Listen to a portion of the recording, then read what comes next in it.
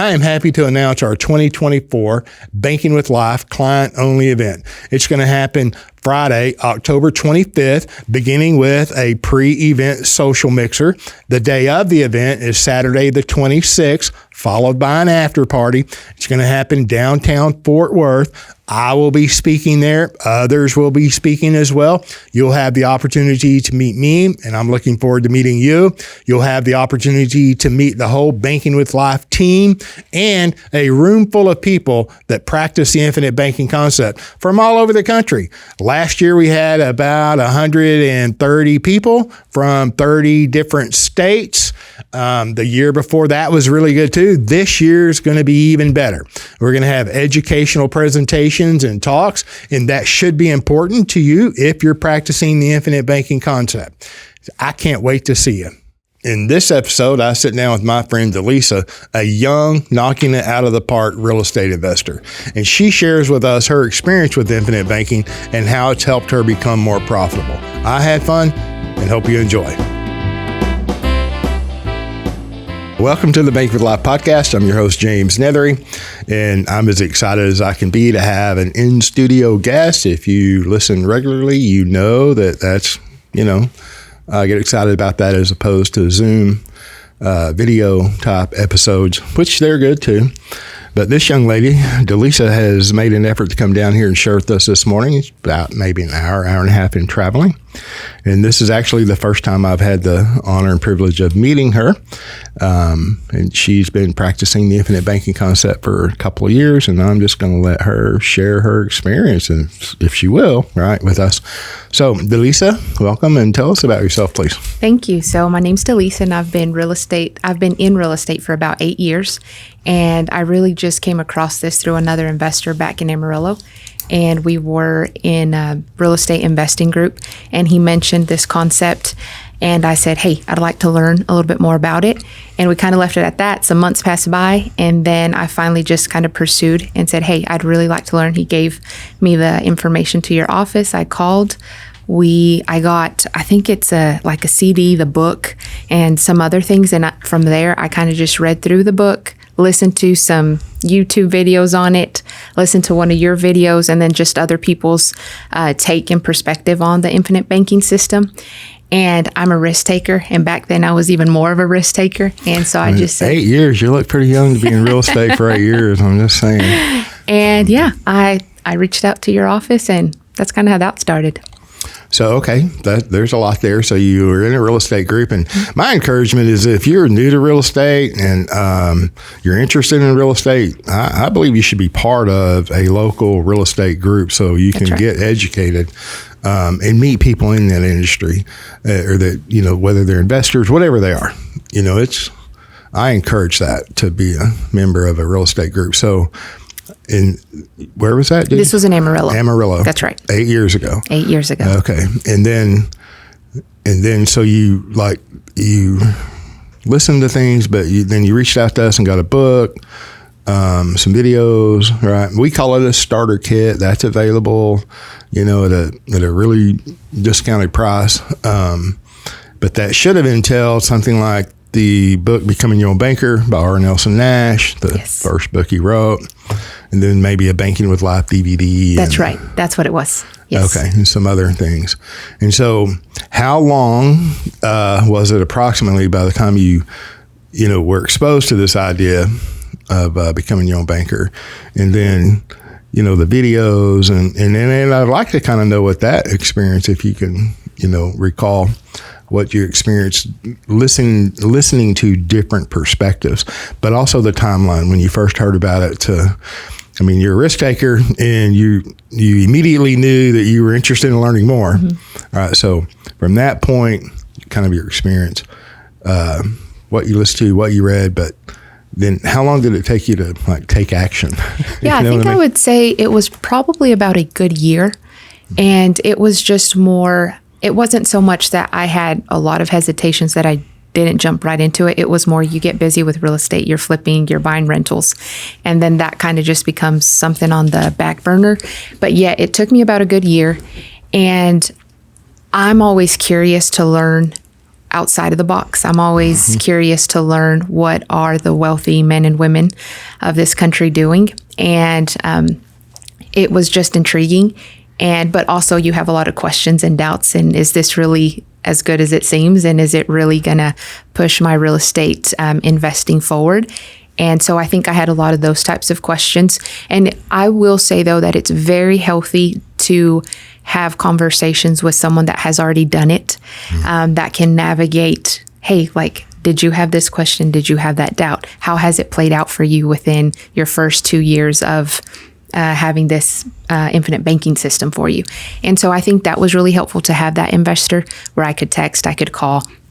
If we ever saw each other in the office, I could ask those questions, and that was really beneficial outside of just having the material, having a person to conversate with.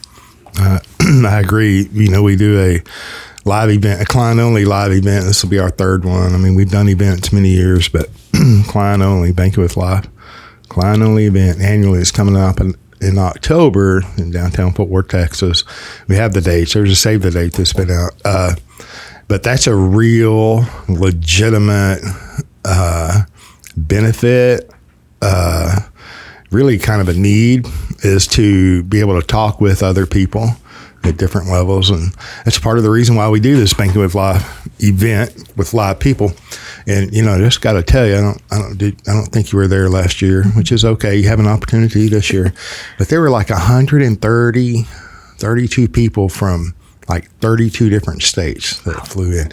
So when you say you had that one individual, I mean, imagine walking into a room full of 100 people or what have you that are doing it at some level, whether it's real estate, whatever else they're doing, if anything. So it took you about a year, did you say? Mm-hmm. That's right.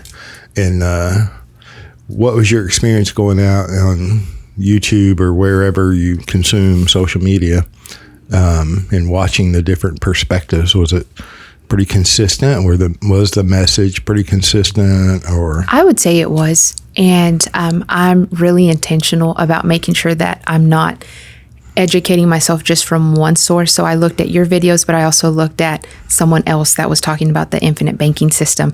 And I looked at different outlets of social media. So it wasn't just YouTube, it wasn't just Facebook. There was some Instagram and even articles. So I just Googled and read lots of articles, and it just seemed like, hey, this seems really great. It kind of makes sense. It doesn't fully make sense, but yet I'm going to try it. Right. Because you're a risk taker.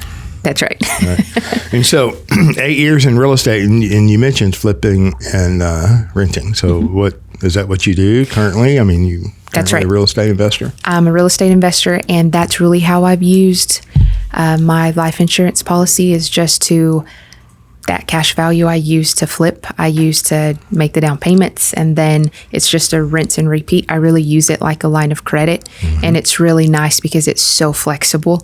And I can honestly say it has been a saving grace for about 2 properties, because if it wasn't for the policy, I probably wouldn't have gotten those properties. Well, can you expand on that, on those 2 deals? So pretty much, even with hard money, there's a lot of lenders that can close fairly quickly, to be honest. Sure. However, there's still some type of documentation that's needed from the lender. There's still conversations to be had. And in real estate investing, sometimes you need to know within hours if you can put an offer in. And so I think that's where it really played a role in knowing that I have that cash available to me and I can just pull it out quickly. And so I think that's just that flexibility, timing.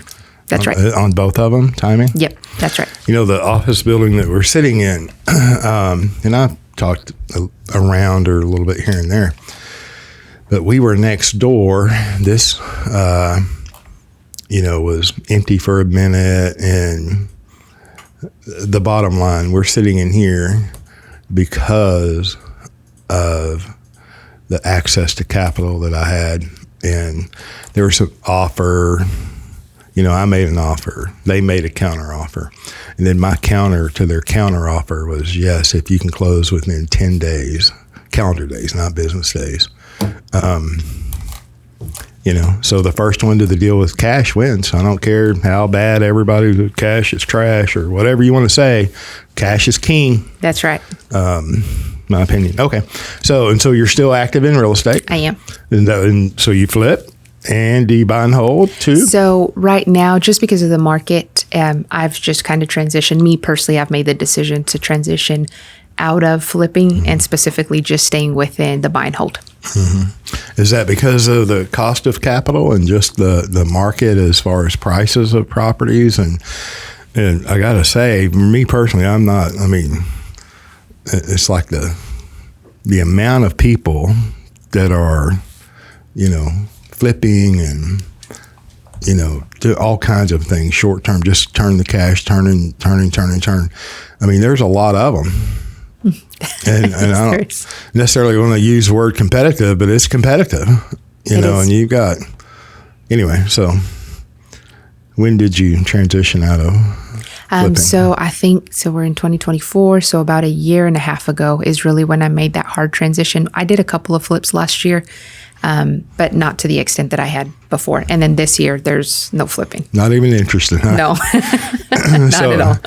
Is this your, local market, or do you buy all over the country or the state, or? No, so typically all my rentals and flips have been in the Texas Panhandle. Oh, okay. Yeah.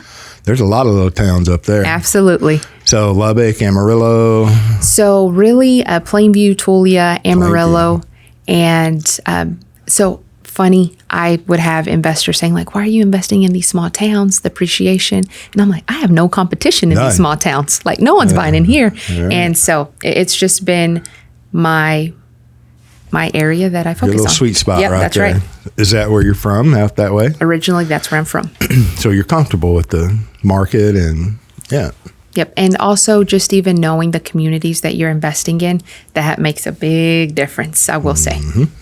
Yep, I agree. Okay, so you've used the infinite banking concept, in your real estate, you use it kind of like a line of credit, just the access to capital. So if you, like on a fix and flip, there's of course, a purchase price, and then there's all of the cost to getting it ready to flip. And when you did deals like that, how did you address your loan repayments? You paid premium to create the cash value that you can leverage, collateralize to go buy the property.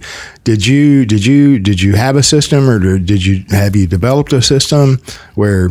And so my question is maybe more narrow. Whenever you did a fix and flip, did you set payments up, loan repayments between the purchase, the repairs, and then flipping it, or did you just do lump sum? Lump sums. So I would pull the cash out, and then once the house was sold, like flipped, sold, then I'd pay it all back in one lump sum. And I was very intentional about making sure I always paid it back. Yeah. And rinse and repeat. And then now on a buy and hold, I think you said you've used it for down payments, right? So do you, it is none of my business, and you don't have to share anything that you don't want to, right? Yeah. Do you use, and you mentioned hard money lenders, and I get that on flips, without it, it's just part of the deal a lot of the times. But when you buy and hold, are you using conventional third-party lenders or hard money lenders, or what does that kind of look like? Yeah. So typically in the past, I would always have flips going on, and then simultaneously I would be buying buy and holds.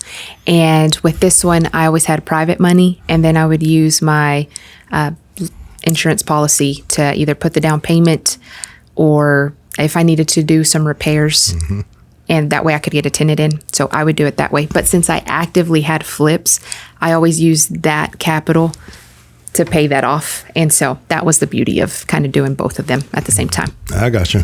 And then with your buy and hold, do you how do you address, or have you created an idea or a form? It's really form to cash flow is kind of what I call it. But what do you do with repairs and insurance and taxes? Do you use your policies for any of that, or? No, to be honest, I don't use my policy for that. I think I really look at my policy as just liquid cash in a sense, and I use it to acquire the properties, do quick repairs, and then pay it right back, and then move on to the next one and use my policy. I got it. Yep. I mean, you keep accumulating real estate, and the tax bills are going to continue to go. They're going to continue to go up anyway, Yes. but it'll be on an exponential curve with more properties. Same as insurance in Texas, OMG. And then, the repairs are what they are. So, and I ask that because everybody does something different. You walk into a room full of 100 different people, and they're going to be doing 120 different things. That's right. And then their perspective and their activities change, just like it's part of life. And so it's very interesting to me the way people use their policies, and like I said, that changes over, time. Yeah, and I would say even to that point, I think that's also the beauty of having this infinite banking system is you can have 100 individuals using it 100 different ways. Mm-hmm. You can't say that about a lot of other loan products specifically, right? So even when you go down the hard money, it's either it's for a new build and you have to use it for a new build, mm-hmm. and you have to show that you're using it to build. There's disbursements and you have to prove what the disbursement is for. And so that's the luxury and the beauty of this system is you can have 100 people using it 100 different ways, and that's great. Yep. And you can get mad and change your mind how you want to do things. That's right. If you can control the cash flow, if you can control the banking function, is it absolutely what it is. That's what becoming your own banker is all about. The infinite banking concept is who is controlling the banking function, because it exists, period. It's the oldest profession in the world. I did a little solo on that. And it's the most profitable business in the world. And either I'm saying something and she's, describing things that, we're either out in left field and just, talking about this thing on a podcast, or there may be something here that you might want to learn about, and then Nelson Nash, the creator of the Infinite Banking Concept, the author of the book, Becoming Your Own Banker, he said everyone should be in two businesses. Whatever it is you do for a living, and then you should finance that. So, and I completely agree. So you've been doing this for 8 years. No, the real estate for 8 years. That's right. But 2019 with the Infinite Banking System. Okay, so here we're going on in the 5th year. And do you find that to be, has it helped you in your real estate other than you have access to cash, right? Is that any other observations or benefits or realizations? Has it truly made a difference? Because we can all go get a line of credit. Well, we can all attempt to go get a line of credit, right? Correct. And then they're going to control that. Oh yeah, you have I don't care what kind of line of credit it is, a HELOC, just business line of credit or whatever. It's 100,000 or whatever the limit is. And as soon as things change for the lender and your balance is 20,000, that's suddenly your new limit. It's just another aspect of control that they have that you don't. So without. There have been other benefits or other things that you've realized over the last 4 years. Has it really made a difference? Because you can go use the HELOCs now or the lines of credit now. How do you, other than control and the cash, is there anything else there that you've seen as a benefit and the value? Yeah, so I would say mindset. That is, as a real estate investor and just someone that likes to think out of the box and find ways that are not the conventional way of doing things, when you are able to find things that are outside of the box, it just continues to expand your mind, and it continues to expand the thought of, do I have to do things the way they've always been done? Typically the answer is no. And so when you can, one, find other people that have other opportunities and options, I think apart from the physical flexibility of being able to just get the cash quickly, I would say mindset is a second. And then Just the opportunity to interact with people that are pursuing this. It's just a different group of people that you get to interact with that have a different mindset and have even different perspectives. And I always think that's so healthy. Mm-hmm. I agree. It is the problem and the solution, in my humble opinion, rests between your ears, exactly the way you think. And this really resonates with outside of the box thinkers, because this is, the life insurance companies didn't wake up one day and say, oh, look at this great thing that you can do.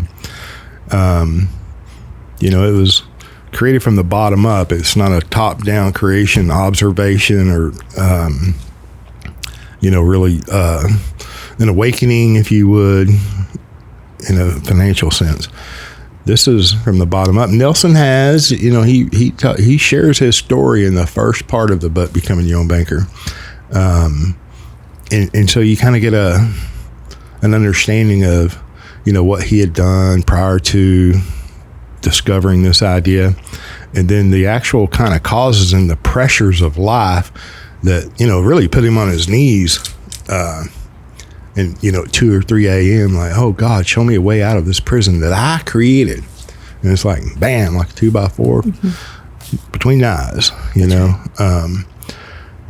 So conventional thinking will get you, in my opinion, conventional results. And not to say that everything that's unconventional is good, you should participate in, but this, I have found, resonates with people that think outside the box, Yeah. And then when you think, it affects your thinking. And it's really kind of an exponential curve on your thinking if you, just consider that for a moment.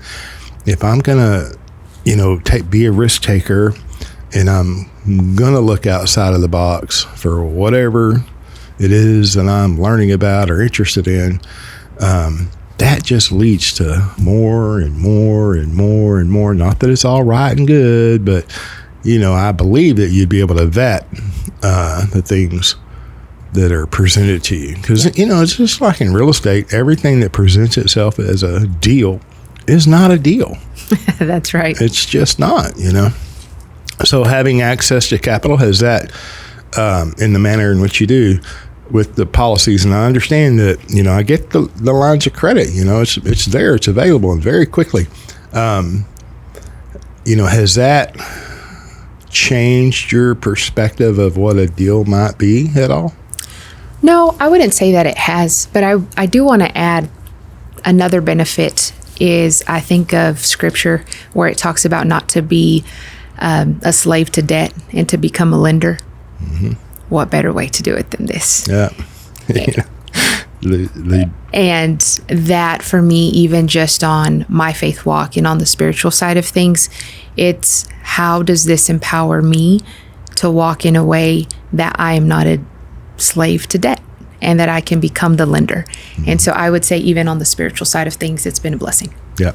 Well, I would expect, and I don't know, but I would expect if you've been buying, either holding or flipping real estate for 8 years, you've had an education in stewardship. Oh, you better believe it. Property and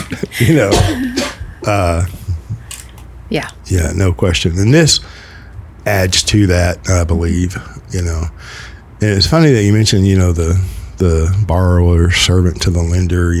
I think we're all born in a debt slave construct unknowingly in the world, not just in the U.S. And I had a friend of mine who's a local community banker.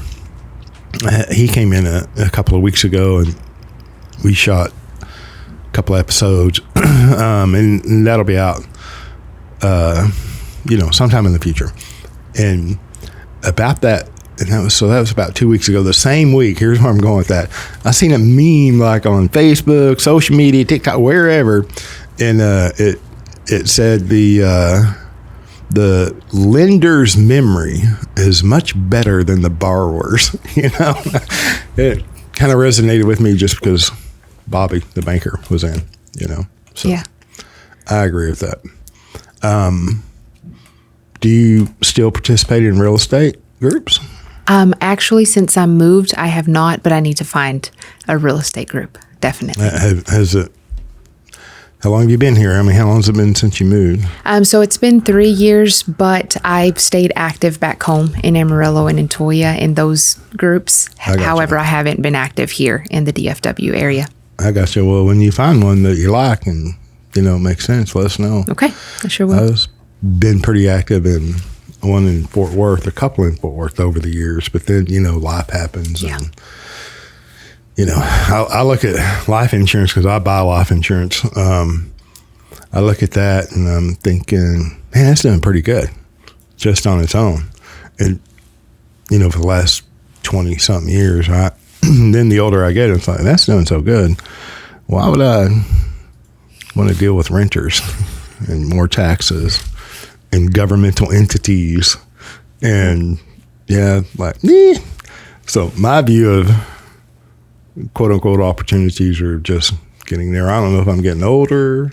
I'm getting older, but aren't we all? Or lazier, and I don't really think I'm lazy, but it's just my interest wanes. I mean, you can make 6, 7, 8, 10%, what of this, or 20%, whatever it is. But then the investor rarely ever counts their time in the deal, ever. That's a very true statement. Mm-hmm. And then whenever you look at all the cost, I mean, that just, it almost eliminates deals for me. Okay. I'm like, oh, that's really good. So, but yeah, no, thank you. Yeah. Anyway. But if you've been here 3 years, it's okay to find a real estate group. I know. I'm just saying. I know. Have you bought properties local? I have. So I've bought one in White Settlement, in McKinney, Farmers Branch, in Dallas, and I think that's kind of where I have those 4 cities. I was born in White Settlement. Oh, really? Yeah. Okay. Yeah, well, I still have the property there. It's been a minute, but yeah. And so you bought that's 3 or 4 here local in the last. That's really all I've done here locally, just because back home, it's just made sense to continue investing there, and I enjoy it. I know the people, I have a team, and so it just works. So do you buy properties there as well? You have? That's right. And so tell me about your team. What does that look like? So one of the things that in the process of saying, okay, if this is really what I want to do, what type of team do I need and who needs to be on the team? And quickly, everyone would say, you need a CPA, a great CPA, and you need a financial planner. You need the typical team, like your construction crew, property manager, and so all those things. But I will say my CPA and the financial planner are always the ones that I need to make sure that they truly are with me at the table, and even to have input on the infinite banking system, to hear their takes and to even hear, hey, have you thought about using it this way? That is also of benefit. So just because you take the initial step of saying, hey, I want to do the infinite banking system, yet you still need to continue to learn in other ways of using it and how to be more efficient or just have more creative ways of using the money. So one of the things in the YouTube videos before I said yes, it was they talked a lot about purchasing a car. Like the infinite banking system could be a way to purchase your first car. I knew that wasn't what I would use it for. So I wanted to know, how are other people using the infinite banking system? And so that's really been a blessing. The videos of that? Yep, the videos of just learning how are people using this. Yeah, I got it.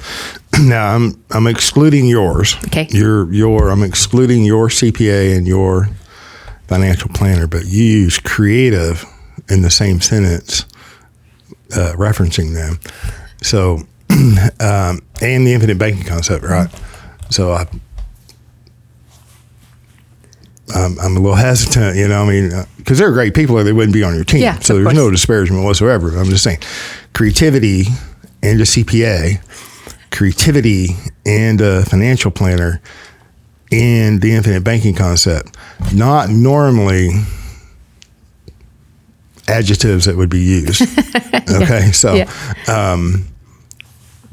so how can you expand on the creativity of those kinds of situations? Yeah. So I think when I use, and it may be the wrong word to be using, creativity, but it goes back to that thinking outside the box, right? So there was even times that I had to show my CPA, like, hey, well, what money are you using to finance? So, because they're keeping tracks of my books. And it's, oh, well, I used my life insurance policy.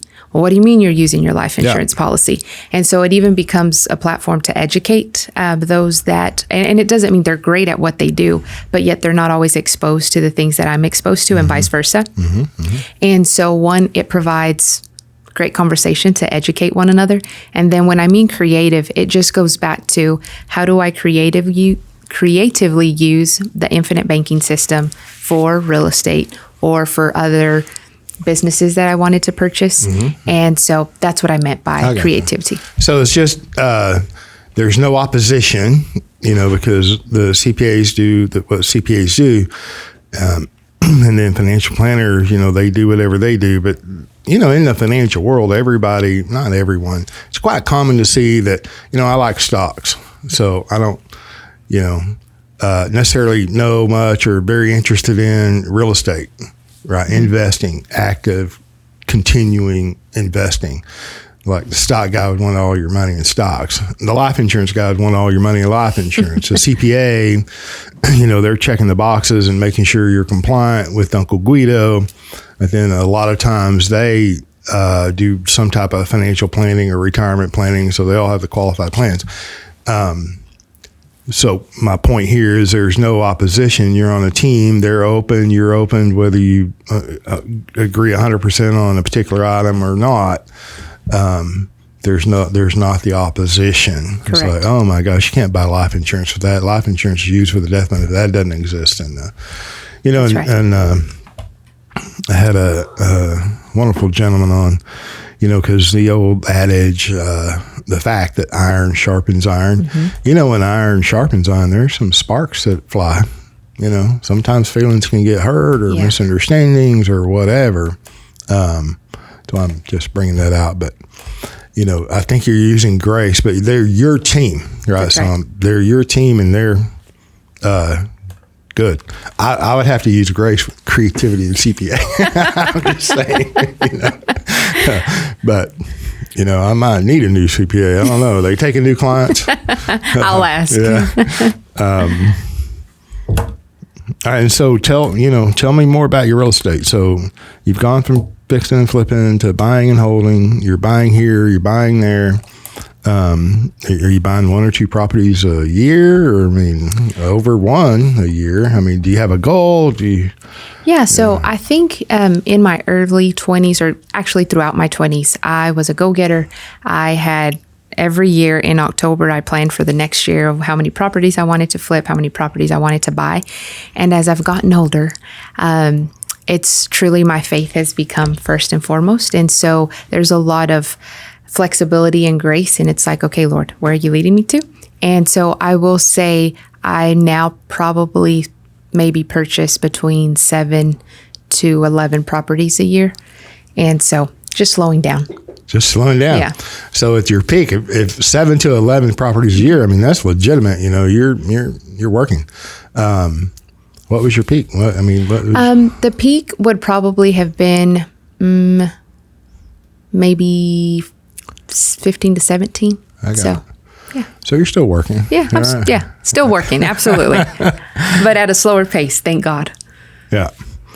Is it relatively easy to, find 7 to 11 deals? So in the market that fit your parameters, So. Yeah. So in the market that I'm in, I would say yes. And that's the beauty of knowing your market, knowing your community. And when it's a small community, that there's a big blessing. When I'm in the city, it's not as easy. And so I enjoy the market that I'm in. And so I enjoy it. Are property managers on your team? Yes, absolutely. I have 3. Okay. 3, just for the different towns. Every property manager has their own town that they kind of look over. Yeah, I gotcha.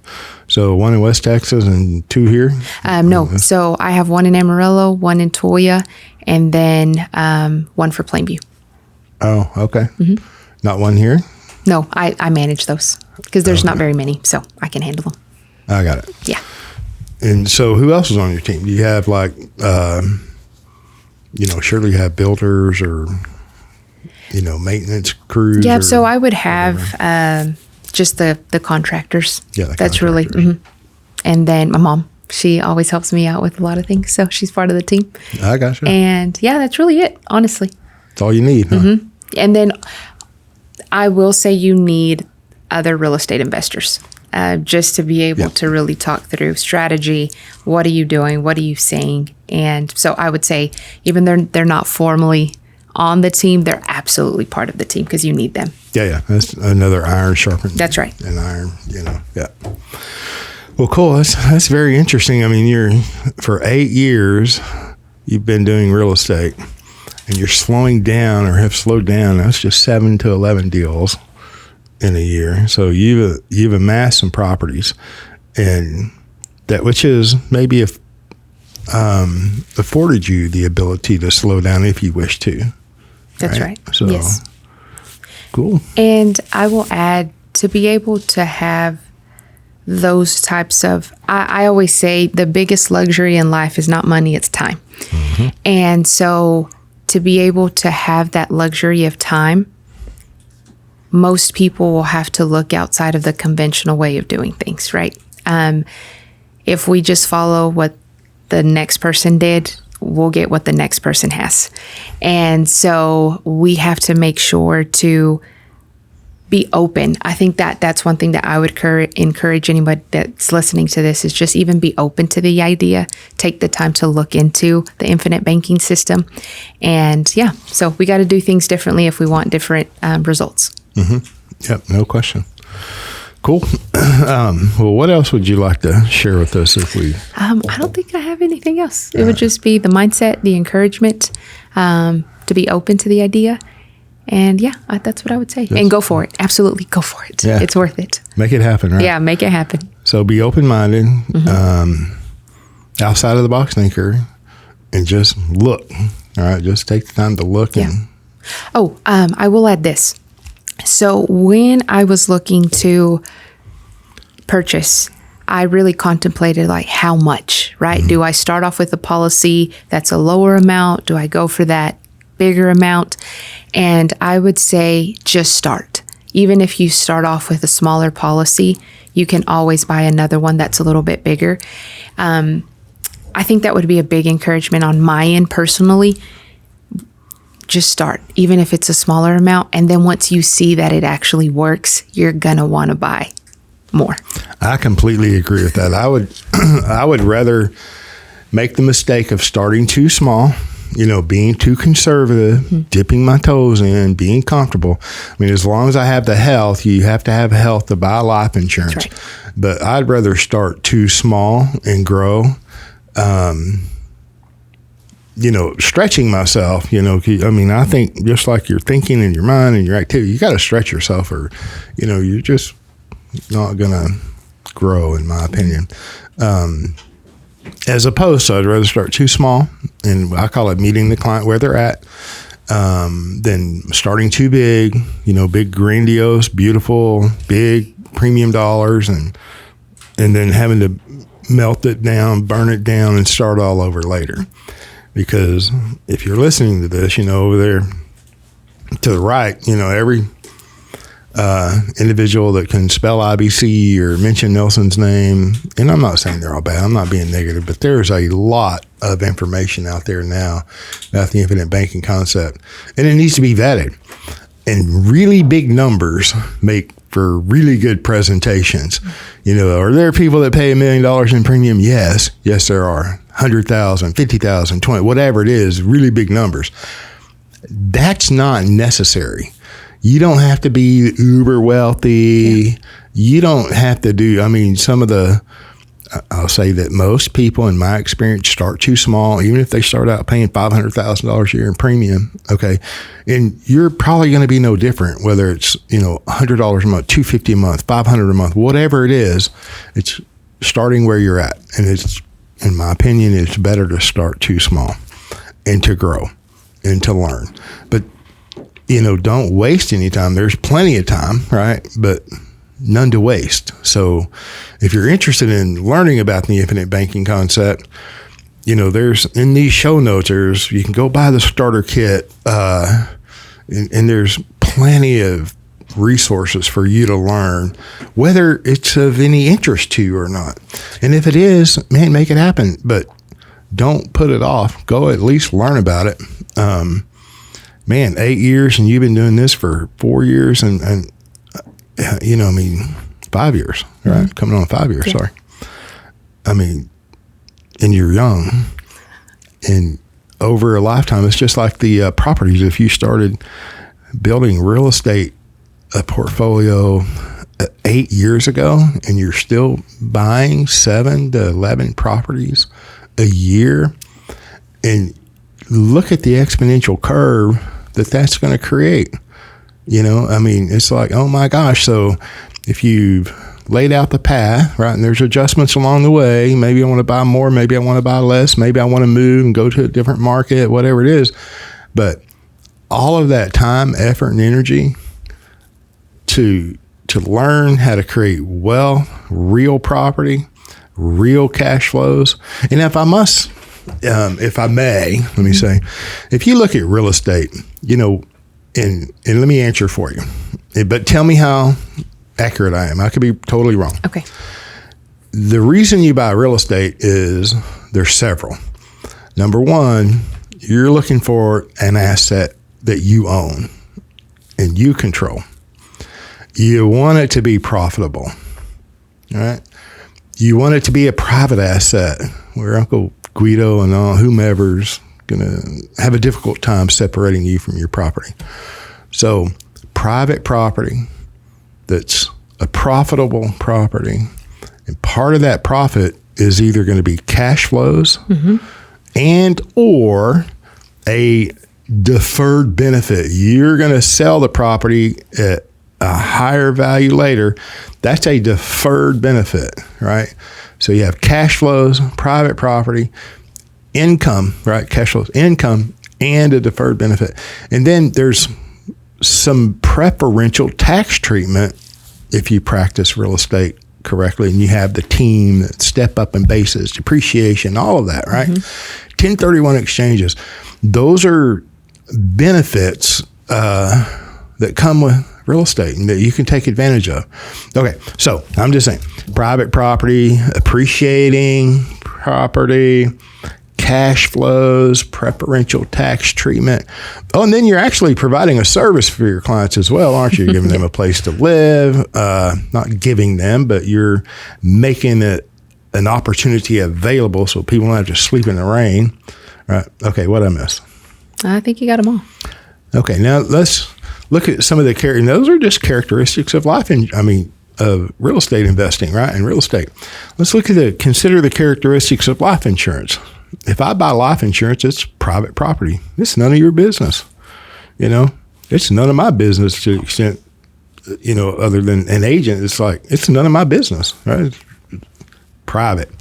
Wow, what a virtue in today's world. Okay. It's a cash flowing, it can throw a cash flow and it's only going to go up in value. Right. And then I get a control within limits too. I left out that, but you have control of the cash flows with real estate. All right, too. So you have life insurance, private property. It's an appreciating asset. It has cash flows. And then there's preferential tax treatment. And then there's a deferred benefit because you can't buy life insurance without a death benefit. So I'm calling it a deferred benefit. It's a death benefit, a face amount. There's something out there later. And there's the preferential tax treatment. If you look at the characteristics of life insurance, built, for the banking function, which doesn't mean you have to contort a policy structure, right? You don't have to do that. But if you look at the characteristics of life insurance and the characteristics of real estate, they fit like hand in glove, anyway. So that's good. Thanks for letting me share that. Yeah, no, that's really great. I don't think I had thought through the similarities of them. So that's really good to hear you say that out loud. Yeah. So you're welcome. Thank you for saying that. But I don't care what you're doing. If you're knocking it out of the park in real estate or whatever you're knocking it out of the park in, it takes capital. And before you can become your own banker, and banking is nothing but the moving of money, right? Deposits, withdrawals, loans, loan repayments. It's just a movement of money. Right. Before you can get into banking, where you actually are lending money, of course, and I'm not talking about the Babylonian banking system now that has no legal reserve requirements. Are you aware of that? The U.S. banking system? I've been learning about that. That blows my mind. They do not have to have $1 on reserve. Not one. Everybody in the infinite banking world, and for years we've used the word, 10%, they can lend out 10 times. You put $100,000 on deposit, they can lend out $1 million. No, there is no limit. Just think that through, right? But before they're supposed to have, or, at one time you had to have, and you actually should have, because you can't leverage the money. Like I can't print money out of thin air like the banking system, right? Correct. So before they can lend money that they don't have, right, and create digits that they don't have, they have to have some kind of reserve, right, although it's not required. And you can go to the Federal Reserve Economic Data, and it'll tell you that, right? And we can't leverage money, right? But before we get into the banking position, before we can actually control the banking function or start controlling the banking function, we have to have capital. You have to formate capital. You have to create capital. You have to have capital. And if you're going to knock it out of the park in real estate or whatever it is you do, all of that, every bit of that requires capital. And your capital should maybe have a primary place of residence. And it may not be the best place to put as a brick and mortar bank for all of your capital, right? And there's plenty of places that you can put your capital. But if you expose yourself to this idea and do some deep dive and do some vetting, you'll be hard pressed, in my opinion, to find a better place to put capital as a primary place. And then from that reservoir, that operating account, I'm not saying life insurance is life insurance, right? It's not an account. They're not deposits. They're premiums. They're loans and loan repayments. But I don't know of a better place to accumulate a massive amount of capital that's required to do the things that you're going to do anyway. And then you control that and you enjoy all the characteristics of the life insurance, like the real estate. It's like, man, whatever else there is, I don't know what it is, but it would be dang near nirvana, in my opinion, whatever it is. Yeah. I feel like I'm ranting. I don't mean to. You're good. You're good. You're good. Okay. Anything else you want to share before you go? No, I think that's it. I think we covered it. Okay. Well, listen, thank you for coming down. Absolutely. I greatly appreciate it. I enjoyed meeting you, and I enjoyed meeting your mother. Thank you. I appreciate your time, too. Thank you.